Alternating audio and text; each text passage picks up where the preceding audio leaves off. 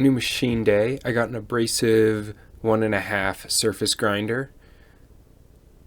It's got a 12-inch wheel on it, 10 by 15-inch work area. Here you can see it in the trailer. The cribbing just out of 2x4s. That worked out really well. We drove about 250 miles with it like this. Really great way of packing it. It was in great shape. As you can see, the table moves right off the bat. There was nothing broken on it when I bought it. Everything worked well, and it wasn't that worn out or anything. I mean, it's a 80-year-old machine, so you'd expect some things. So you can see that's got a Walter magnetic chuck on it, electromagnet, so I can control the amount of magnet from it with the electronic control that came with it. Here you can see just the labeling on it. It has the original electronic cabinet with it. It's 3-phase, a 1 horsepower motor. It's got a big electromagnet switch. That's what's in the left center of the cabinet. That transformer in the bottom changes 3-phase to single phase 110 to control that switch. That burnt out of mine, so I had to hotwire past it. It works now, but that was kind of unfortunate. This is the motor right there. It's a direct drive, 1700 RPM.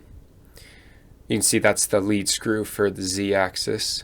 That has 1/4,000th resolution on it, that handle I'm moving right there. There you can see the wheel, 12-inch diameter, 1-inch wide. I got a couple of extra ones from eBay, pretty cheap. Here you can see I just lifted the table off. It comes right off. There's no, those V-grooves just set in it, and there's no real way of it just gravity held down. These wheels are the oiling wheels. They kind of run in a pool of oil, and then as you move the table back and forth, they bring oil up into the ways. So it's kind of a cool oiling system. I disassembled both the X and Y axes. Here you can see me removing the lead screw for the Y axis. It was really pretty dirty. I don't think it's been cleaned for 80 years. So I wanted to get it all apart, make sure there was nothing broken or weird inside it. Here you can see the Y axis off. It was really full of oil.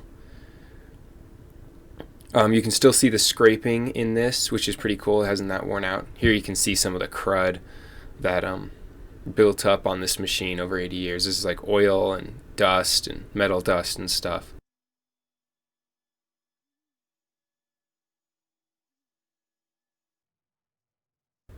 So here I'm just scrubbing the whole thing down. The whole machine was covered in this oil stuff, so just scrubbing it down with some degreaser. I wanted to do this so if I ever want to repaint it, which I didn't bother at this point, I can do that without having to clean it in my shop. It's kind of in the back corner where it is now. So this was just a good time to do it. And if I have to clean it off, I don't make my shop filthy. I'm actually kind of glad how much oil there was on this machine, because it showed that someone had cared enough to keep it oiled, and it meant that there was really no rust. Admittedly, we're in kind of a desert here, so it probably wouldn't rust either way, but it was in great shape. Here's the magnetic chuck. You can see the bottom. It kind of looks like it's rusted, but that's just old oil.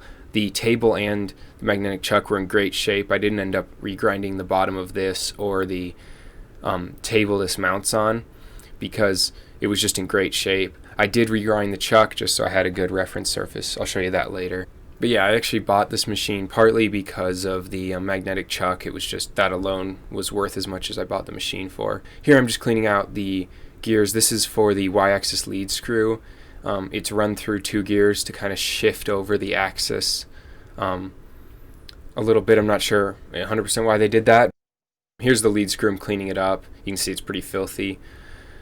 It's covered in 80 years of grease and grime. Here you can see this Y-axis gear system I'm talking about. As you can see, that's the gear with the handle on it, and then in a second here you'll see the other gear, another gear goes next to it. They're the same size, so there's no reduction, but it moves it over a little bit so it's centered. I'm greasing everything up. This is kind of an open container, so it's not an oil bath. This whole thing is done with ball bearings, which is kind of cool. Really expensive. I'm surprised they did that for this low speed screw assembly. So you can see there's the lead screw, which moves the y-axis, and I'm just putting on the covers and stuff here. This big kind of rod, it looks like, is actually the nut, so you mount it into the machine and it reaches in, giving it here. Here you can see my shop cleaned off, cleaned out with space. That's where the machine's going to go. I got it wired with a digital phase converter. There it is in without any the y-axis or the x-axis on it. Here it is reassembled mostly. The handle's back on, the X and Y on. It fit pretty well in this back corner of my shop. So now I'm re-grinding the chuck. So I just put on some Dicam on the chuck so I can see where I'm touching off and get an idea how flat it was. You can see this is the first pass and I get most of the chuck touched off here. I had some trouble with this. I got it pretty good, but it's not perfect. I didn't really want to, learn grinding on my chuck, so I got it pretty good, and then I started working on some parts just to get used to it. And if I ever feel like the chuck is my issue, bad surface grinding, I'll come back to it. But for right now, it's in good shape. I'm doing dry grinding here because I didn't get the guards on yet. Probably should have waited. Just dressing off the wheel with the diamond dresser to do my last pass on the magnetic chuck here. So here's the first part I made. This is a vise stop for my milling machine.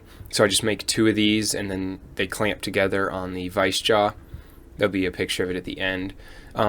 These are hardened A2 tool steel. This is completely unnecessary. You can make this part out of mild steel, aluminum probably, but I wanted it hard so it lasted a long time, and this is kind of the best way to get a good finish on hardened steel if you have a surface grinder, obviously. You can hard mill and stuff, but it seemed like a cool starter project. Here you can see I've got the pins in these 2 reamed holes because I wanted the surfaces square to those holes. So I use these pins to do the 2 parallel sides to this, and then I can use those sides as reference to do the rest of the outside. You can also see it does a pretty good finish. Now I'm grabbing on those 2 surfaces I already did, and I'm redressing the wheel in between every operation. Probably overkill, but I like it. It gives a better finish. I don't know. I'm still learning this. Flipping it over, doing the other side. Once again, these sides are completely unnecessary to grind. They're not part of the accuracy of this part, but I wanted them all looking symmetric and nice looking. Now I'm doing the ends. This is kind of an accuracy part of this part because once it's clamped on, that'll be the reference edge. So I do want to do a good job on these. Once again, dressing off with the diamond and then touching off and then going across them. I'm taking about 1 thou depth of cut. Here you can see I did one end, now I'm flipping them over, tapping them in to make sure they're good and seated so these 2 ends are parallel. You can see I have the coolant hooked up this time, but I was having trouble with leaking. I still am. Here I'm doing that inside corner, so I'm doing a side wheeling and then normal grinding, and I'm trying to keep those operations separate. So I did the side grinding and then I moved over 10 thou and I did the bottom of it. Here you can see it finished and clamped on the milling vise. Turned out pretty well. You can do this just with a mill. You could probably do it with a file and a drill press. It's kind of a fun thing to have, and it's really useful to clamp on it. Here you can see those inside corners. I ground out those inside corners so there wouldn't be a sharp corner in there, which is really hard to grind well. Just getting rid of that corner makes it easier to look good.